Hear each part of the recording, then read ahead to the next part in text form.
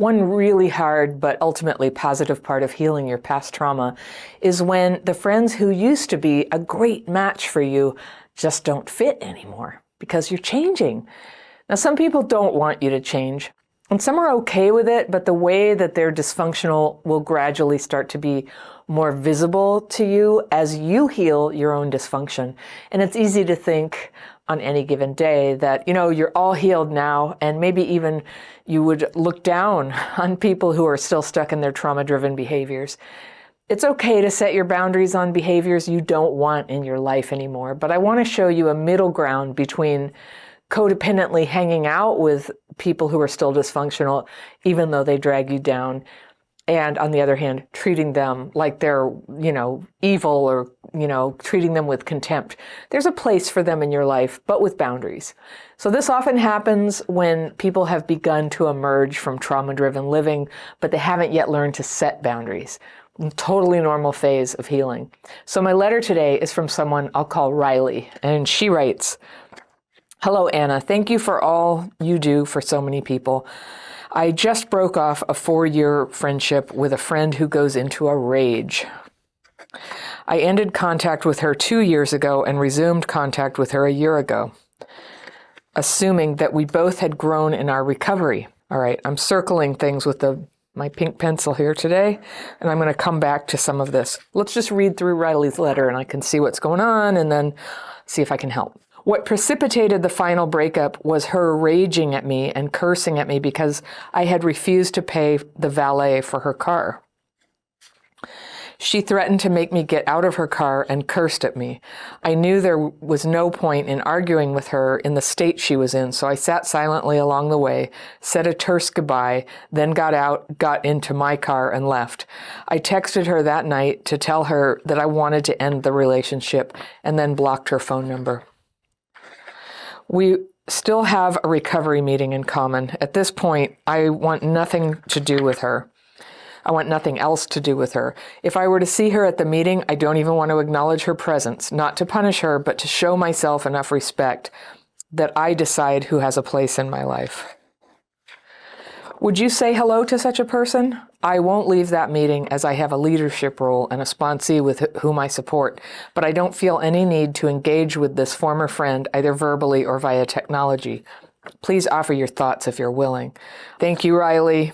All right, I love that you have a recovery meeting that you go to. That's really positive. So I want to tell you something based on my experience.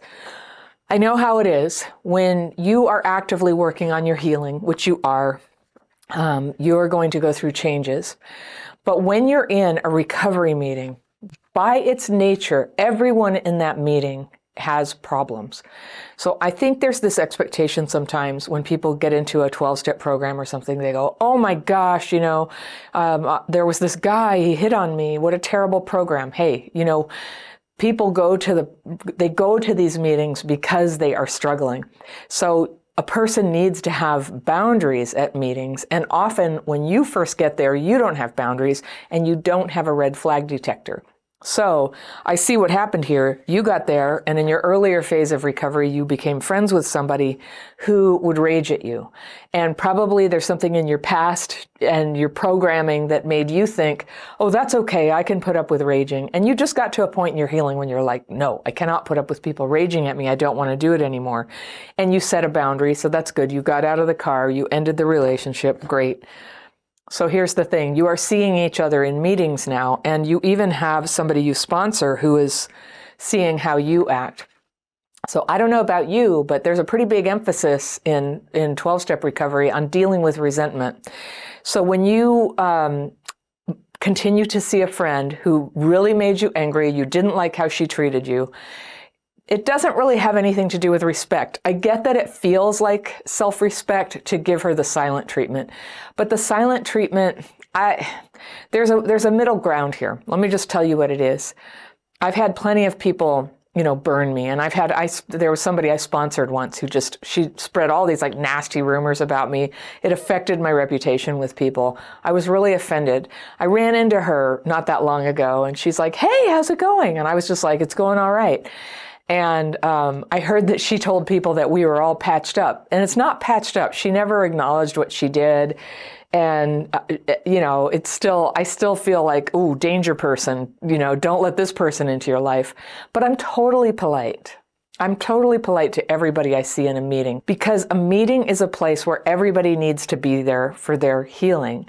And if anybody has made it that far, they just kind of deserve a little bubble of decency. Now, a boundary doesn't mean you have to give the silent treatment. That's not a boundary. A boundary is you don't hang out with them, you don't maybe talk about personal things. But I see no reason you can't go, hello, when you walk in and leave. Not to be a big drama show, you don't want to bring drama into a meeting.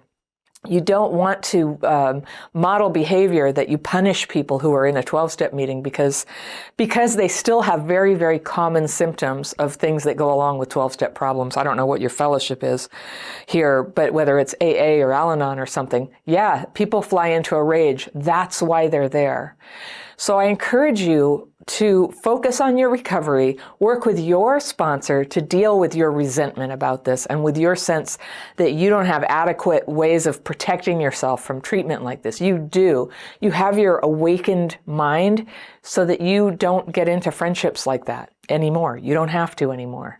And sometimes, it happens. It's so normal. But that is one of the things that characterizes friendships.